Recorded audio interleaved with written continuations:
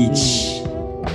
Hello and welcome to the Dweebz Japanese Podcast. I am one of your hosts, Patrick. And I'm also one of your hosts, Khalil. I sound a little jaded there, sorry. I'm not so jaded. Pat, though. So Pat, though. It's like, who am I? So what do we got planned for today? Today we have... What kind of crazy happenings? So the latest Japanese news. I love this story. It's great. It is about a... So we were talking before the show. So this is so Japanese news. Like, it is so... You would never see this on the news in the United States, except for maybe like in a small town newspaper. You might see that. But all of Japan, to me, feels like a small town. not as far as like the amount of people, but just like the gossip that goes around. It's like a small town gossip type of thing. So one of the top stories that I'm reading right now is like there's an escalator and some 17-year-old boy pushes a cart down an escalator and it hits another woman. I don't know if they said the woman. Oh, it's a 40-year-old woman in her wrist, and it's like he was tsukamarete. Like the police got him because he pushed a cart down an escalator, and then apparently he was like in a group of two people or whatever. Oh no. Oh, I see. So oh, okay. They were visiting. So there's like 4 friends. They were visiting that like mall or whatever. And they're apparently high school students, and then like they're just having fun, and then they just pushed the cart down. And so that but this story reads as if it was like some big, like a shooting or something. And then like really? at the end of the article, they're like, the defendant says like they were just having fun pushing a cart down an escalator. Like, this would never show up. Maybe it would show up in like the local news, in your small town, but it probably would. But this on like national news, this is crazy. Doesn't make any sense at all. But this is like how obedient people are in Japan. If you push a cart down an escalator, I mean, like, I get it. Like that could have hurt somebody. In the picture too, it's like apparently there's a video and they posted this on social media, so that's why it like got. Oh, nice. That brought attention to it, huh? And I get it's stupid because I'm looking at the escalator. It's pretty steep, and of course, if there was somebody who like didn't see the cart coming down the escalator, and then they just suddenly start riding it like an old person, that could have been really, really bad. So I get it, but it sounds so childish and innocent. But I don't know, because people in Japan you know how high schoolers are for sure. Like, there's a lot of stupid stuff that I did. I didn't push carts down escalators, but in our hometown we didn't really have too many escalators, to be honest. Yeah, so maybe in an alternate universe where we had more, that would have happened. Yeah, for sure. I did skate on top of the high school though. NK, just on the building, on the top? Like the tippy top, like we climbed it, but no one was there. It was a weekend. It was fine. I'm only going to hurt myself. I'm not going to hurt anybody else. Yeah. So, all right. So that's the cart story. Fun. I love when there's stories like this. I want more stories like this. This is great. Yeah. Well, it's better than really sad stories, I don't want to hear more. Yeah, I don't want to talk about coronavirus anymore. I don't want to talk about some like terrorist event or whatever. I just want to talk about the cart. Just carts going down escalators. Carts going down escalators. Escalators, eels. Khalil, do you have any news about your Japanese study recently? I do, but just to backpedal real quick. Sure, go ahead. What was the name of that article, Patrick? Oh, escalator something. Escalator からカートを落とし疑い17歳少年2人書類送検 2人書類送検 I don't know what 書類送検 means, like sending documents or something like that. I have to look this up. That is like a very... filing charges is what it means. So Sure, it's okay. It's like filing. So sending documents means filing charges. So, So 2 people are filing charges against that 17-year-old is the title of the Jeez, article. Yeah. that's Yep. so serious sounding. It is. Yeah, well, Man, I mean, again, they could have really, really hurt somebody. Like, imagine a grandma walking up, not seeing the cart falling down. Like, she could have gotten really hurt. yeah, So. that could have really. There's a lot of old placed people in someone Japan. Out. Yeah, and it's just a shopping mall or whatever. It's kind of You gotta stupid. be But vigilant wherever you go. yeah, for sure. Imagine like a bowling ball. That sounds like some sort of Okay, that sounds. Steve Martin That's a little. movie or something. It's a bowling ball falling down an escalator. Well, that's a little too serious, but Yeah. Patrick. So anyway, moving on. I was hoping that article would have a more lighthearted title, but it didn't. Nope, But it's very serious. This is Japan. In terms of studying habits, I tried to add a little bit more structure, just a little bit though. Like basically, the only 2 like levels of structure I've given myself is just to do 5 new words a day, and then at least 20 review, and that's just like a baseline. Just so instead of saying, "Oh, today I'm going to do wanikani," that's like so vague, right? So all I'm doing is kind of giving more form to that goal of doing it every day. Well, that's really all that is. But so do so 5 far, new words in 20 lessons minimum. So lessons as in I mean reviews. Reviews? Okay. So Yeah, 5 new words. at So like least one 20. lesson per day, and then 20 reviews. Okay. Yeah, I try to get my reviews done every day, and that's my minimum is to get reviews done. Reviews are first for me, and then lessons are. I try to get 1 lesson after all my reviews, but sometimes it doesn't happen just because I have so many reviews. Sometimes it's like 80 to 150. That's kind of where I'm at. So yeah, and that's kind of that takes some time to just sit there and. I mean, it's different if you're doing it on and off, but I like to dedicate some time to do it. At least 1. If you get 5 words per day, that's awesome though, because that's like if you get 5 words every single day, 5 times 7, 35 times however many weeks you're doing it for forever, right? Mm-hmm. That's a lot. That's a lot of words. Yeah. So I mean, one lesson per day is a great goal. Yeah. And like I said, it's the reviews are minimum. So like I have to at least get 20 done every day, even if I'm like really busy, you know. How many reviews have you had queue up like the most, besides when you came back? I mean, like when you recently.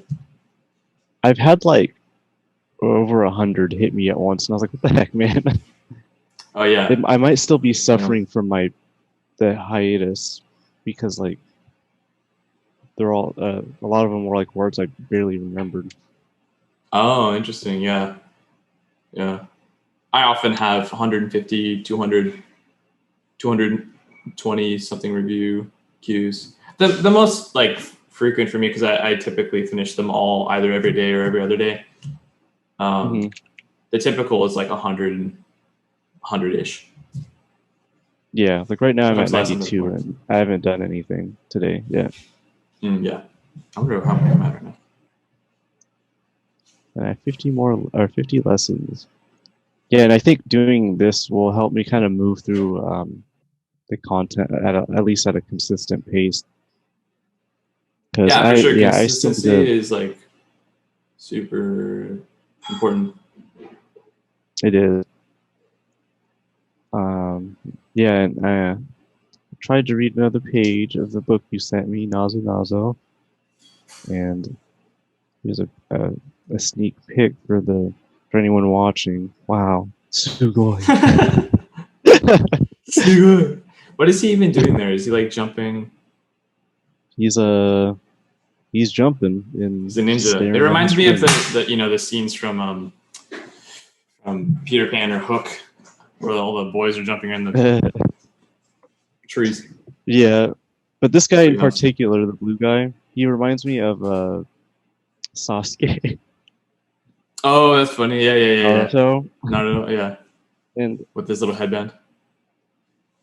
Yeah, and his spiky black hair. Is this?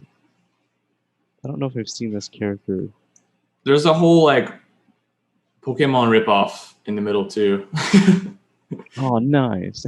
Yeah, there's a lot of little things like that. Little references. That's cool. There's some.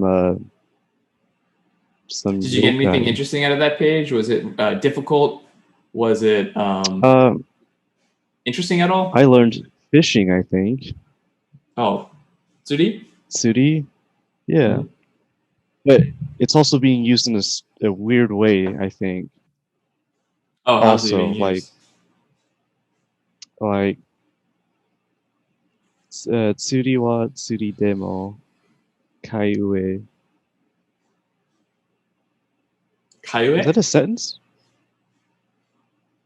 I don't know. Kai no ue ni. Kai no ue ni. Yeah, and then there's a period. So is that the end of the sentence? Doesn't seem right. So say that again. You said tsuri wa tsuri demo. Yeah, tsuri wa tsuri demo kai no ue ni suo no seta tsuri de nanda. So it sounds like a Suo. it's a question. Yeah, I guess I don't know the second part. Suo no seta Suo no seta. and tsuri de nanda. Tsuri de nanda. I believe that's.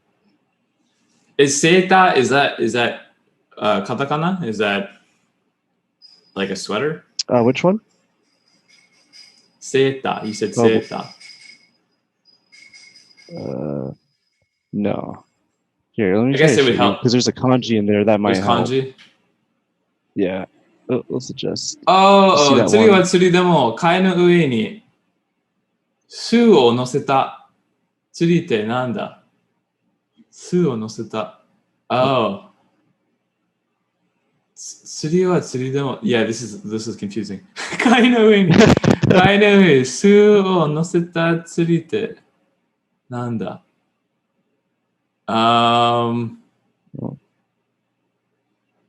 don't like know if his net? response will help the other. Like a net? That sounds boring. That doesn't sound like a fun. What was the answer? Ami? Well, it's funny because I don't know, but all the kids are getting angry at him. Like, what do you mean? Yeah, the picture. Yeah, right. Yeah. Su is like vinegar. So, but that picture is definitely helpful so for that's sure. what's on the shell. Yeah. So the vinegar's on the shell and it's connected to a fishing rod. I don't understand. So okay. Yeah. Tsuri. So I was stuck on that for. What's the answer? What's the answer to that? Because again, it's like these are riddles. You have to kind of think of what the answer is. So, like a Japanese person would think of all the Japanese words that make sense for that.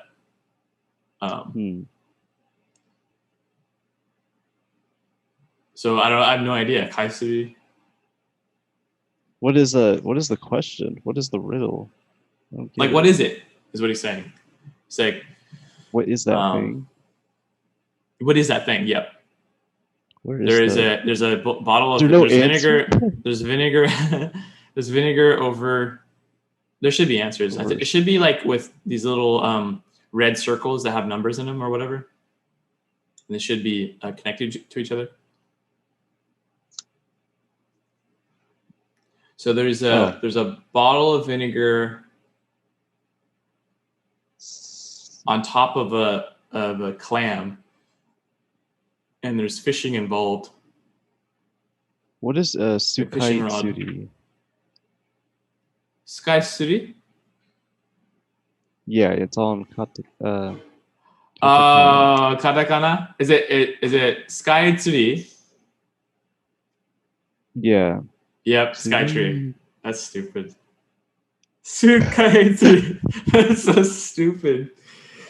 Do you know Sky Tree in Tokyo? Mm-mm. Oh, I think that's. Can you show me it? Can you show me the katakana to make sure I'm right? Yeah. It's on the next page, so I don't know if it's. let's zoom in there. Enhance. Oh yeah. Skytree. That's funny. So there's a building in Tokyo that's Skytree, and so Su Kai Tsuri. So Tsuri is like Tsuri, but not Tsuri. Oh yeah, Su Kai Tsuri. Okay, that's funny. That's silly. So these are kind of like these are kind of like fun. It is sometimes hard, but this is a kid's book, so we should probably be able to do it. But if you didn't know that there was a building called Skytree in Tokyo, then you wouldn't know what the riddle, the answer to the riddle was. Yeah, that's a funny one, huh? Interesting. So yeah, you got the tsuri is the. Wait, I don't think I get it, Patrick.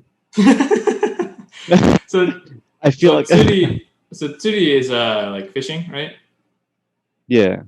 So I guess he's trying to explain that. So there's a on top of the kai, on top of the clam, there's su.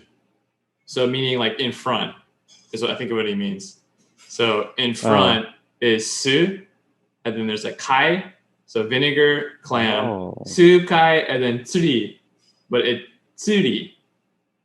So okay. Tsuri is the hard part to get in our head because it sounds sort of different, and it is a little bit different. But tsuri is also fishing. But tsuri, if you put it in katakana and you add the nobasu, like nobashi, the line that means to like elongate it. That turns it into tree, but in like Japanese. So sukai tsuri is what he meant to say. I should have known that. That's annoying. That's why it's a riddle. Yeah. That's how I was feeling yesterday. So my update is like yesterday I was not feeling, for whatever reason, I felt like I was having trouble speaking Japanese to Judy yesterday. And this happens, I feel, a lot, like in your language, at least in my language learning journey. There's like times in the beginning where, I felt like I knew a lot of Japanese, 7 years ago or whatever, where I felt like I knew a lot of Japanese, even though I was just beginning. Like I thought I had a solid grasp. I was probably like level 10 or something in Wanikani or whatever, but I felt like I was learning a lot and I had a lot of vocabulary or whatever. And, I went to Japan. I was able to, not that long ago, but I went to Japan and I was like, able to have small conversations with people, and I felt really good. And then not too long afterwards, I felt like I sucked. Like I came back and then I was studying a little bit more, and then I was having conversations. Then I felt like I sucked. I couldn't put, what I wanted into words. And then I felt a little bit better, learned a little bit more words, a little bit more grammar. I felt better. And then so it's like a constant ladder of feeling good, feeling like I'm making a lot of progress, and then this like plateau where I kind of suck and I'm not confident in myself and things get kind of difficult. Hello, you're gone. Come back. There, you're here. Yeah, so you're saying there's a name for it, like the feeling good and then plateauing and then feeling good and then plateauing. Like there's a constant kind of ebb and flow into the rate. It's the type of, it's for any learning skill. Like I see it used for people trying to comfort artists who are feeling bad about it, about like their skills. Because that's a big thing. There's some times where you just feel like you've made a lot of progress, and then other times you feel like you've taken a step back. But that's a thing for like learning any skill. I think it's probably because of our short-term memory as humans. Like we have long-term memory, but I think if there was more, like if you had a way to, for example, record yourself speak or make videos and then go back years later and watch yourself from that time. Most of the time, if you're working at it, the whole time, you'll look back and say, "Oh, I've gotten a lot better since then." Some things Yeah. you might feel the opposite of. Like, oh, I used to be so much like skateboarding for me. Like, oh, I was so much better at certain things, and then now I suck. So, Yeah, well, it's because like even if you do kind of go up and down, if you look at it in the long term, like overall, it's like when you try to look at a line like very closely, like if you have a lot of data points, you can see it kind of go up and down, but it's like it's going up overall. You know what I mean? Yeah, and I think that's what the short-term memory thing. You're kind of zoomed in on now, last week, Mhm. and maybe the week before, but if really can't go back further than that. Mm-hmm. Like, But once you get to the point where you look back on like years of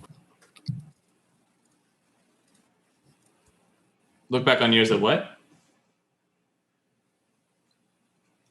look back on years of progress, it's usually more obvious. Yeah, for sure. Yeah, But I don't think you got to your main topic of that yet. Yeah, it's just speaking to her. I want to explain things, and then sometimes it will be like a new thing that I'm talking about that I want to explain to her that I couldn't quite explain well, because there's a lot of times where I can explain it well without knowing that word that will help. There's one word that I want to say to Judy that she will understand, and that will set the tone for the conversation. But I don't know that word, so I have to like explain what that is, what that concept is, using other words. And then yesterday, for whatever reason, I just felt like I couldn't do that. And then so I got frustrated with myself. And often that happens where I get frustrated with myself, and then like I'll try to, because even if I explain it in English, she won't know the English word because it's like sort of a complicated thing. For example, inflation. That's what I was talking about. Inflation. Like how to say inflation in Japanese. I didn't know how to do that, so I'd look it up in the dictionary too, and like say that to her, and then she didn't understand the Japanese word that I looked up, so I had to keep like finding the right word. Yeah. And then I find the right word, and she's like, "Yeah, I've heard of that." So it's like, "Oh, okay, well." It's also like it was frustrating. I was frustrating myself, but then when I frustrate myself, it comes off as if I'm frustrated with the conversation, but I'm not frustrated with her at all. I'm just being annoying. I need to be a little bit that more, makes it harder too.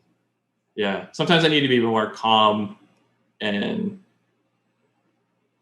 be sensitive to how I'm coming off as, and not getting frustrated because it's uncomfortable to witness. And also, like, if you're having a conversation with somebody and then they're just getting frustrated themselves and like flustered and stuff like that, it's hard to have a conversation with them. It's like, calm down, chill out.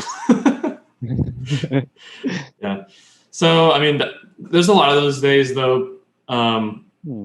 Probably once every other month or something, I'll have one of those days where I just feel like it's probably in line with stress too. Like I'm focused on so many other things throughout the day, and then it takes more cognitive effort to think about how to explain things in a way that's understandable without having just this crazy vast vocabulary. Like, for example, being in Japan, studying over there and living with my in-laws and having to speak Japanese all the time, all day, is so exhausting. And then also like going to school at the same time. Thankfully, the school is really easy, despite its appearance of looking like superior and prestigious and everything. It was like super easy. I got straight A's. But the speaking Japanese was really, really tiring. And so like the end of the day, even 8 p.m. or something like that, 7 or 8 p.m., I would just be exhausted and want to go to bed. And then Judy would be like, "Why are you so tired?"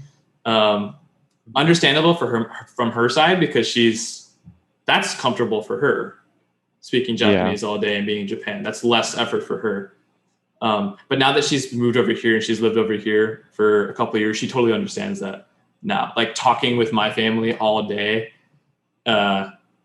when we've stayed over at my parents' house a couple of times, talking with my family, being with them, a bunch of like new experiences, and also having to like think really, really hard about how to say things in long conversations and stuff is really exhausting mentally, but also kind of like you physically. Only have so much. Yeah. But you learn a lot. Like that's the best way to learn. It's like getting in the gym, I never go to the gym, but you're working out your brain, which is a muscle. And so you learn a lot through that, going through that struggle and getting tired, because it takes a lot of effort to make those connections and remember things. So it does. Yeah. Effort, time, and sleep is also very important. Oh man, sleep, yeah. Sleep, yeah. That's also probably one of the contributors to me feeling bad sometimes, is definitely sleep. I feel like I definitely sleep better now that I moved over here. But anyways, that's good. Kula, your favorite Japanese word recently? Well, it was the word I have on here is kind of two words because I got them mixed up. I'm reading this. Why isn't it in parentheses? Yeah, I'll have to ask. Oh, because they're what was it, Asatsu? Yeah. Oh, Aisatsu. Aisatsu. Yeah, those are two different words completely. Yeah, is greeting, like a greeting, right? And then yeah. I was mixing it up with Ansatsu, which is assassination. Completely different. Yeah. That's awesome. So like you say to somebody like, その人に挨拶したいの? Like, do you want to greet that person? Is what you want to say, but you say その人に暗殺したいの? Like you want to assassinate that person. The grammar is a little bit different, but you get what I mean. Yeah. It's a funny. That reminds me of the one time I said to my conversation partner in Japan when Zach and I were visiting Osaka. We were. I told her, I was eating sushi, and you know how they have the fake. Some places they have real, like not grass, but like a lettuce in there. This lettuce was plastic, and like the fake one, which is also really common. Just like it's just a color additive. It makes it look pretty. So that plastic lettuce or whatever, it looked more real than like the typical fake, really, really, really fake looking one. And I was like, "Oh, kuso mitai," to her, and she started laughing hysterically. I was like, What did I say? And I was like, I wanted to say grass. Grass is kusa, but I said kuso, which means poop or crap or So I said that to her, and she's like, "What?" Because we bought this like sort of expensive sushi, and I said it looks like crap. So, and I was like, "Oh," and that one little kana that was different made a completely different meaning. That's so funny. I love when simple things, like innocent things like that, like grass versus poop, or even a more harsh word. But I won't say on the podcast. So PG-13 podcast. I love that though. In Japan, though, they'll say that on TV. They'll say kuso. They'll say bakayaro. They'll say anything. There's like no real bad word. There's no like forbidden words, which is cool. I like that a lot. It's interesting too. So my favorite word was this week, going back to the previous conversation about being frustrated, was infure, which is inflation. So that's what you say for inflation, is infure, which is a loan word from English, obviously. So it's pretty simple, and I won't forget that now. There you go. Yeah, the whole experience tied to it, and that was when she understood what you were talking about. Yeah, she understood. Like she's heard that before, so she said it to me. But I don't think she's had that. She's not, now she's into business, but as far as like in Japan and stuff growing up, she never really had to use inflation so much in a sentence. But anyways, so Wall of Shame, Wanikani, Khalil, I got number again. Go.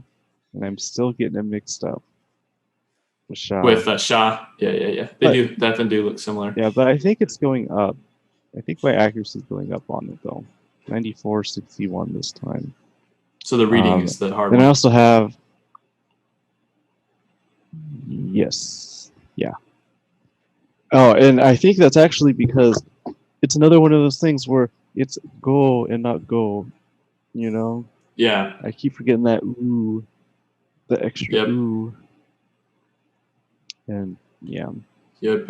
I think I just need to see it more and more. But then the next one I'm doing pretty bad at 15 or 50 meaning and 33% read. Just omoni. Omoni.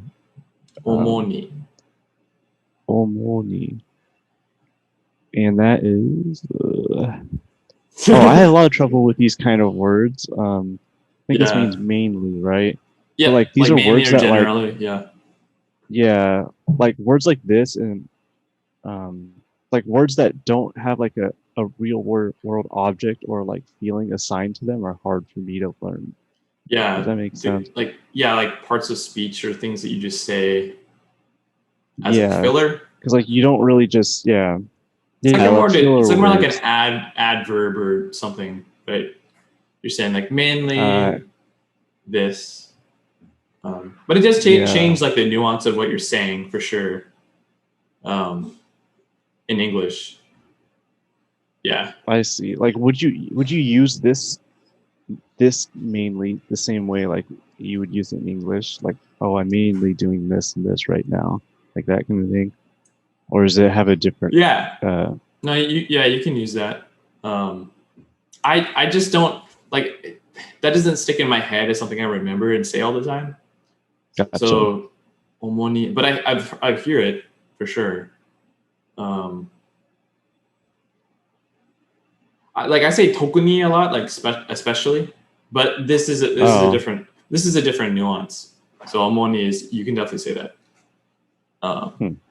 And yeah, I just, again, my speaking vocabulary isn't super vast, and so often what I'll do is try to make it bigger. Is like I'll try to learn a word in Wanikani, and then as I'm like going through the lessons or whatever, I try to use it with Judy and be like, do you omoni? And then I'll just say something, and she'll understand. Oh, he's doing Wanikani lessons, and then try to use it in a sentence just a couple times for me to like remember it. But it doesn't really work super well past the first day. Gotcha. I guess Wanikani is helpful for that because of SRS. So I know what this means. I can read it. I know how to use it in a sentence, but it's not something that when I'm actually talking, I remember. So there's some things you just say more, Yeah. I do that with English words all the time though too. I just have trouble with vocabulary unless I'm currently reading a book or something. Then it becomes a little bit easier because it's near my short-term memory. Yeah.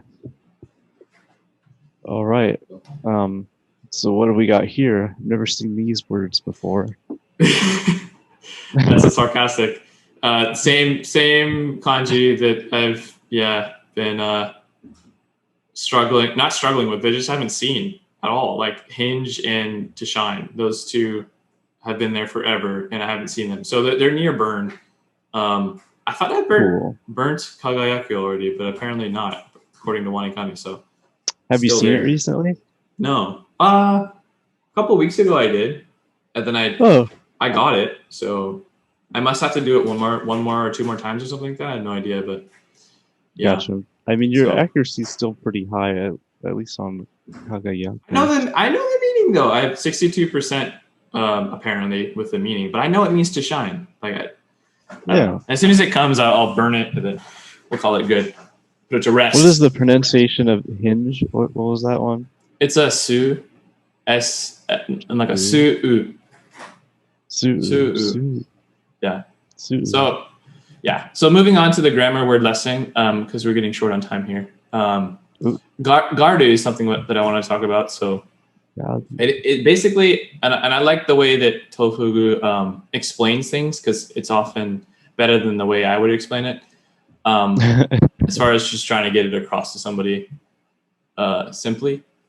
But so garu means basically how you think somebody else is feeling or experiencing something. So you like observe someone with a frown on their face, and they're kind of sitting by themselves in a corner. And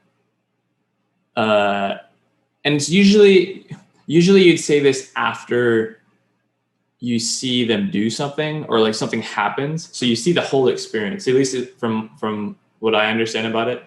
So for example, you're with a friend and you're with a friend and they spill nachos all over their shirt and they just start frowning and then they looked all distraught and they look sad. So you would say to your other friend, oh, Adam が悲しがってるよね。ナチョスの事件に対して。So you say like, Adam が悲しがってる. So 悲しがる is like the garu form you would add to the e adjective or other adjectives like not to, but so 悲し, remove the e, add garu. And I conjugated garu to gatteru, so the te form with the present progressive or whatever. So like gatte and then iru. So Adam ga kanashigaru or kanashigaru. You can say that, but it's more of like you're talking like theoretical. But if I'm observing like Adam going and getting nachos and then spilling nachos in his shirt and he looks all sad now, then I would say to you, Kuro, Adam すごい悲しがってる nachos no are de. And then you'll say, oh, そうだね, like Adam looks really sad. But I wouldn't say 悲しそう. I could say 悲しそう, but it has a little bit of a different nuance. Like it's already, you're just saying like, oh, that seems sad. So if you say that in English, like it seems sad. It's kind of weird. It's like, oh, like the situation, or like you're not exactly saying how that person's feeling. Just like that's sad. That's sad. Like it seems sad. Yeah, kanashi is like seems sad. It's a little bit of a different nuance where kanashigatteru is like a verb. It's like an intransitive verb. So you can say like he is seeming. He is. I think that he is experiencing sadness. Basically. Kanashigatteru. Yeah, over the spilled nachos. So this is a present tense or like a currently happening. So like if say like Adam spilled his nachos and we were talking later, like, oh, Adam seemed sad when that happened. We would say that differently, right? That was the yes. So you just conjugate it differently, right? So you say kanashigatta. Or you say, I would probably say for that circumstance, like if we're telling another friend, say, I don't know, if we're telling another friend like Lindsay or whatever, and we say like, hey, did you hear about Adam? Like Adam がすごい nachos の事件で Adam がすごい悲しがってた. So 悲しがってた. So you say garu, and then you translate or conjugate that to gatte. Or gatte imashita. So like he was in the past, he was feeling sad. So you can also do that with other like nouns too. But yeah, I'm reading this article and it's kind of saying that it's weird. Like I haven't really done that too much with nouns except for saying like for example like atsugari, samugari, we say that all the time. So atsugari is somebody who is really hot all the time. Samugari is somebody who is really cold all the time. So Judy is a samugari, I'm an atsugari. Like if the room temperature is say 70 degrees Celsius, not Celsius, sorry. Fahrenheit. If it's 70 degrees, that would be really hot. That would be really, really, really hot. Near boiling. If it was 70 degrees Fahrenheit, then I would be a little, and I'd be fine, but she would be cold. So she's a samugari, I'm an atsugari. So I have like a hot body temperature normally, and she has a cold body temperature. So samugari, I'm atsugari.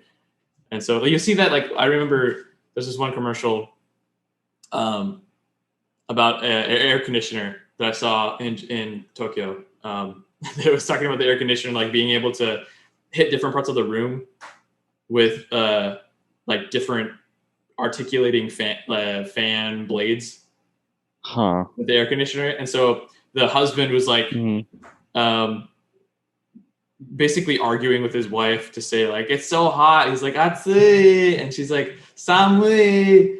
And then, you know, the atsugari demo, samugari demo, heiki desu.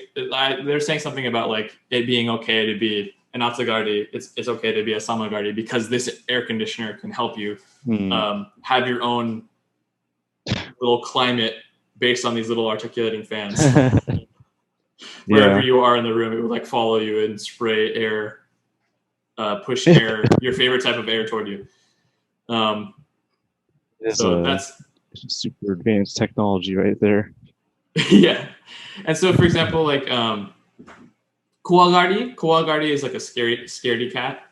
Also, samishigari you say a lot, like you're seeming really lonely. You are a loner, samishigari. It's more of like you're feeling loneliness. So we say that about Bella, our dog, all the time too. Like she'll sometimes whine when we leave, and we'll come back and she'll be like, samishigari da ne. She's really lonely. So, but yeah, as far as like garu, it's you can just add it to na verbs or nouns. Yeah, you don't need to do it. Like you don't need to cut off the e. You just add it, which is nice. Interesting. Yeah, I've never heard the gari. Yeah, this article is really good. I encourage people to go to Tofugu, Japanese grammar, tofugu.com/Japanese grammar, Japanese-grammar, and there's an article on garu. And it's definitely using conversation all the time. This was kind of confusing to me when I was first having conversations with people and they're using it all the time. So what the heck is that? Yeah. Like, that's a weird new way to conjugate things. But it just means they are seeming like this. Yeah. Yeah, we'll have to put this in this article in the description too. Yeah. It'd be good to put a lot of these articles and stuff from our notes into the description so people can look at them. That's a good idea, Chloe. It's a little easier. Yeah, for sure. Okay. Next segment, story time. So this is a folk tale. It's a Momotaro. So taro is like it's like a male word, but it's like a male word. Taro is like a little. I'm looking at the actual description, the actual translation, and it means like fatty, fat or no. Oh, 1 second. Taro. How do you explain taro? There's like no real. They use it for little boys, kinda. So Momotaro is like a little peach boy. Is the name of the story. Let me go ahead and get started here. So, okay, are you ready? The story is called Momotaro. 昔々あるところにおじいさんとおばあさんがいました。おばあさんは川に洗濯をしに行きました。川で洗濯をしてると、どんぶらこと大きな桃が流れてきました。これはいいお土産になるわ。おばあさんは大きな桃を持ち帰りました。そしておじいさんとおばあさんは桃を切ると、中から元気のいい男の赤ちゃんが出てきました。これはきっと神様からのプレゼントだ。子供がいなかったおじいさんとおばあさんは嬉しかったです。桃から出てきた男の子を桃太郎と名前つけました。桃太郎は強い男の子になりました。そして、ある日、桃太郎がいました。僕、鬼ヶ島にいて悪い鬼を倒します。そしておばあさんからきびだんごをもらって鬼ヶ島に行きました。途中で犬に出会いました。桃太郎さん、どこへ行きますか？鬼ヶ島に行きます。桃太郎さんのきびだんごを一つください。サポートしますよ。犬はきびだんごをもらい、桃太郎のサポートになりました。そして、猿に出会いました。桃太郎さん、どこへ行きますか？鬼ヶ島に行きます。桃太郎さんのきびだんごを一つください。サポートしますよ。猿はきびだんごをもらい、桃太郎のサポーターになりました。そして、記事に出会いました。桃太郎さん、どこへ行きますか？鬼ヶ島に行きます。桃太郎さんのきびだんごを一つください。サポートしますよ。記事も桃太郎さんのサポートになって、桃太郎のサポートたちは、やっと鬼ヶ島に着きました。鬼ヶ島に鬼が盗んだ宝物がたくさんありました。鬼がいました。みんな行きましょう。犬は鬼のお尻を噛んで、猿は鬼の背中をひかいて、記は鬼の目を続きました。そして桃太郎も刀を振り回りました。鬼が、痛い痛い、ストップ、僕の負けだって言いました。桃太郎と犬と猿と記は鬼から宝物を取って元気よく帰りました。おじいさんとおばあさんは桃太郎を見て嬉しかったです。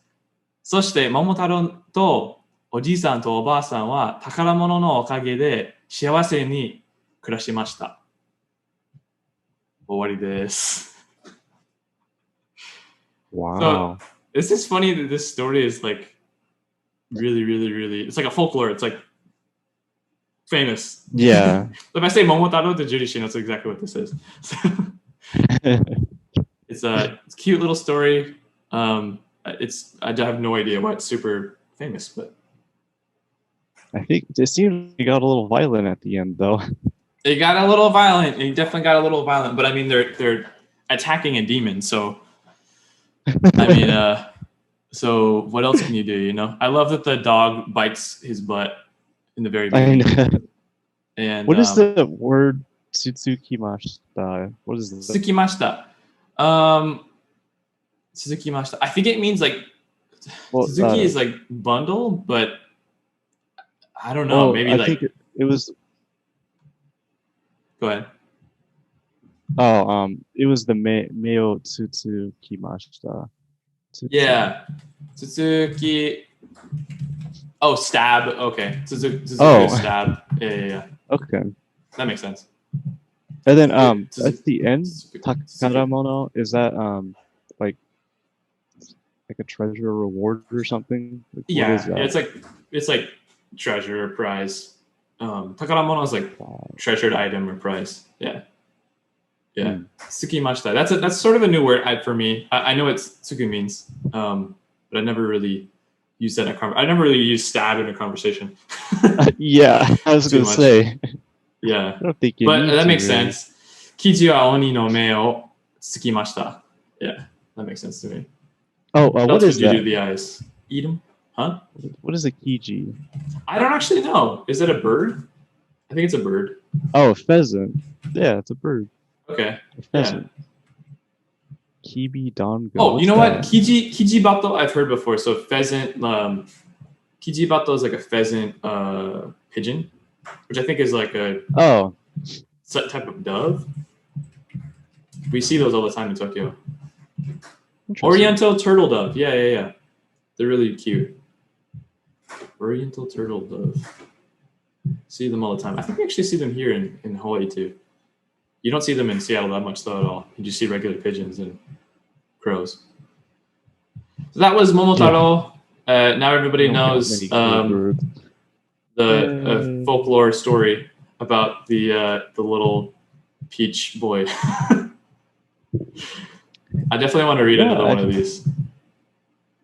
For sure, yeah. I think these are good.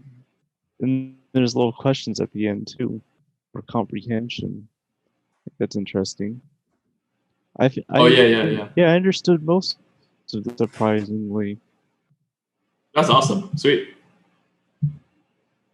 So, Khalil, your conversation practice segment is next. Yeah. So I thought about it. I got another simple one. Awesome. I can only do so much. Okay.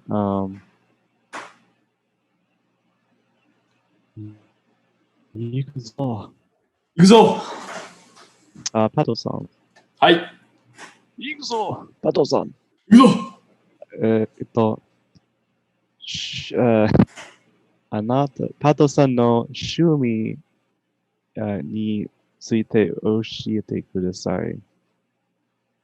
趣味はね、スケボーとギターを弾きと YouTube ビデオを作りと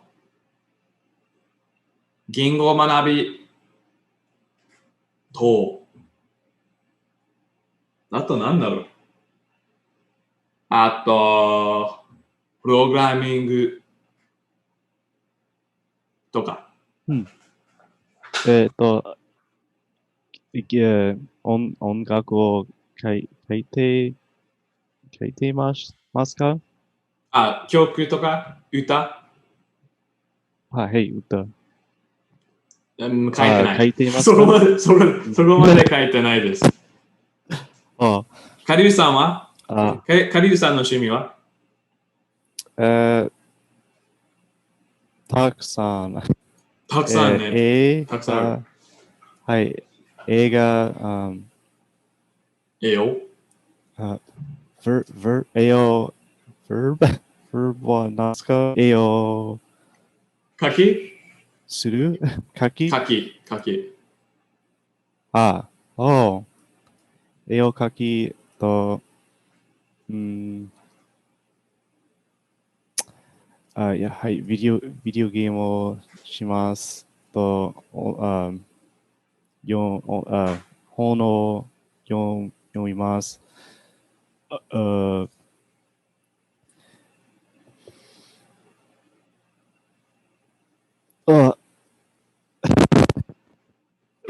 あと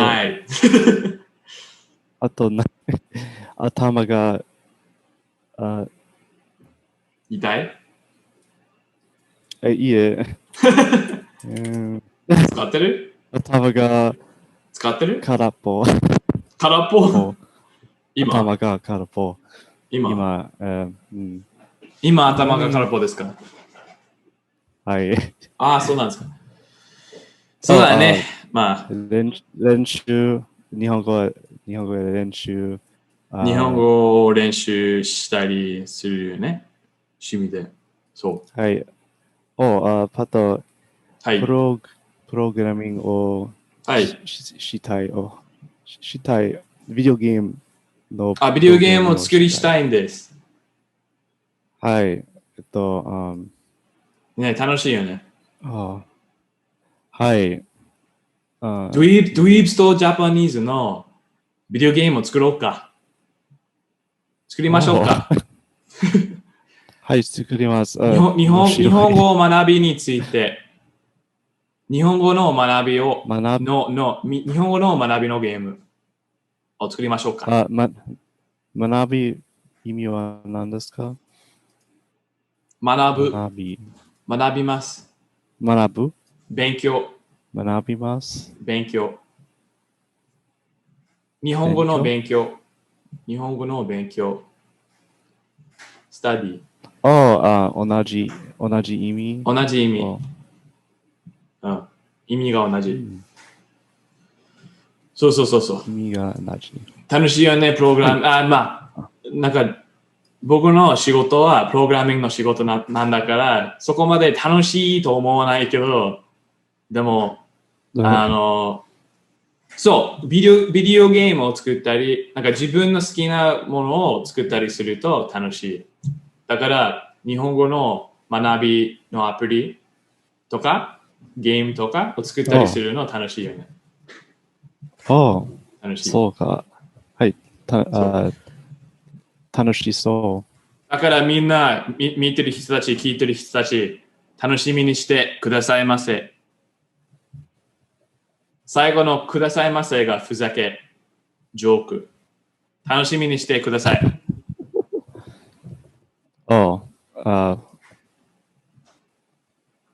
何何じゃあ他の言いたいことはありますか？言いたいこと。言いたいこと。ないですか？はい、終わりにします。はい。おしまい。Whoa. I got confused at the end there. I said 言いたい like things you want to say. Oh. Yeah. I thought you were saying like pain. Itai, like, what? The short way to say it, like itai. Itai is just itai, but itai is like two e's. Oh. Yeah. Itai. Yeah. Or yutai. Oh, dang.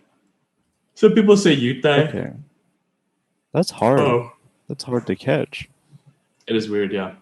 Yeah, but there's a little bit of a nuance. Like the sound is different. The pronunciation is a little bit different because you're going that. Yeah. Yeah. Well, in the context too, like that just doesn't make sense. Yeah. Yes. It doesn't really make any sense. Yep. That'll do it. Context is really, really helpful. That happens all the time where I'll be listening to something and like a couple seconds later I'll be thinking about it. Like the context, that doesn't make any sense for it to be that. So it's probably this. Even if I don't know the word, I just like kind of guess, you know. Yeah. Happens a lot. That happens a lot to me too. Yeah. Yeah, that happens a lot to me too. Where like I think I'll be following the conversation just through context. Like I know that word. So you're talking about this, right? And I'll like continue the conversation that way. But they'll be like, what? And then they'll be like, oh, he doesn't understand what I'm talking about at all. That's happened before. Yeah. Where I don't want to stop the conversation and ask them like what every word means. You know? So I just try to go through it. Yeah. Yeah, I know this happens to everybody. That's just the way it is sometimes, huh? Yeah. Thankfully, it's a lot. It gets easier. Like it's easier for me now for sure. But again, the vocabulary. It's all the vocabulary. Little long journey this is. Yeah, it's so fun though. That's the thing. It's like it's a good one. It's literally lifelong. Yeah, like Judy's grandma, 91, still learning new English words and stuff. She's great at it, but yeah, it's just so fun. It's not something that you're gonna ever be like perfect in. I'm a terrible English speaker, for example, but I don't really work on my English speaking. I just kind of absorbed that as a youngin. So, like the rest of us. Cool, you froze. Yeah, that's also true. The English classes we took. Oh no. No, you're good now. Am I here? The present. Those English classes we took did not really teach us how to English. You know. Yeah, they didn't really teach us how to English, but they did teach us how to about say and write about things that your teacher wanted us to write about. Yeah, useful skill, right? Really, really useful skill. Learning how to be a teacher's pet. Now we're plagued by yeah, honestly. And the same goes for college too, to a degree. Yeah. Learning how to play to that. Teacher's pettiness, learning how to listen to authority, all of that. Although I would say that college is one of those things that's like sort of rebellious in nature, right? Especially, I don't know, in certain places. Yes, that was fun. That was interesting. We were going a little bit long, so I cut the conversation a little bit short. But next time we'll do a long conversation. Okay. I'll try to get the first parts a little bit quicker. But the Japanese story was fun. The conversation was fun. Okay. Maybe try to go through a shorter grammar lesson too. But hopefully that was enjoyable. Okay. Next week we're going to be trying to watch Darker Than Black, which is the anime. And I'm saying this now because I actually do want to go discussing it. And we'll be discussing it, watching it with Now no it's subtitles. Or if you do watch it with subtitles, watch it with Japanese subtitles. Yeah. So yeah, that'll be interesting. Cool. Just another thing to be able to get for listening 20 minutes at a time. To get listening practice. But that's the thing with like TV and anime and movies and stuff, is that you're seeing something happen, so you kind of know what's going on just through like visual feedback, and then through like tone of voice and stuff, and through music. You know what's happening. It helps that I've seen it before too.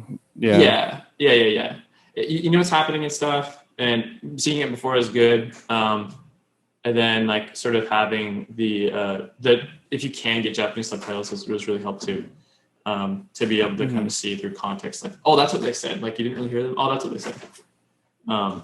So it's gonna be fun for sure. And then, what are you gonna say? I agree. I said, the subtitles seem useful. We've talked about it before, and we saw an example of this when we were looking at Nazo Nazo. But being able to see the kanji that make up the sentences is helpful too. Super helpful. Yeah. Even for English, watching English movies, seeing the subtitles, it's really just helpful to know what they're saying. If it's comprehension too. Yeah. Especially like if a lot's going on, you're like, whoa, I gotta look at these visuals, but I don't know what they're saying really. Yeah. They can be distracting though if you're like trying to pay attention to the actual scene, and you're just like sitting there reading the things. And the problem too is it spoils a lot of things too. It does about what they're. You don't see the whole sense. Yeah. For sure. But if it's Japanese, again, you're not going to be able to glance at it and know exactly what everything means. Oh yeah, I'm definitely not for sure. And if you want to if you really want to understand what they're saying, then you can like go back and pause, or it's just a good study lesson. It would be kind of cool to find subtitles with hiragana too, but that's kind of overkill, I think. Oh, that'd be kind of cool. But anyways, it might be too overloaded though. But yeah. Anywho. Yeah. Anyways, thank you guys for listening. That was fun, and looking forward to next week where we have more folklore news about the crane. That's the next thing. Not the crane. Continuing from Momotaro. Tsuru no Ongaishi. Is this part of the cinematic universe? Cinematic Japanese folklore universe, yeah. Yep. And then hopefully more cart stories. I would love to see another cart story about another group of students pushing carts down. Cart epidemic. This time 2 escalators at a time, like having cart races or something. It'd be funny. Oh no. But anyways, thank you guys for listening. Let's do the outro. Yeah, thanks everyone. Bye. Each. Bye, Becky. Sean.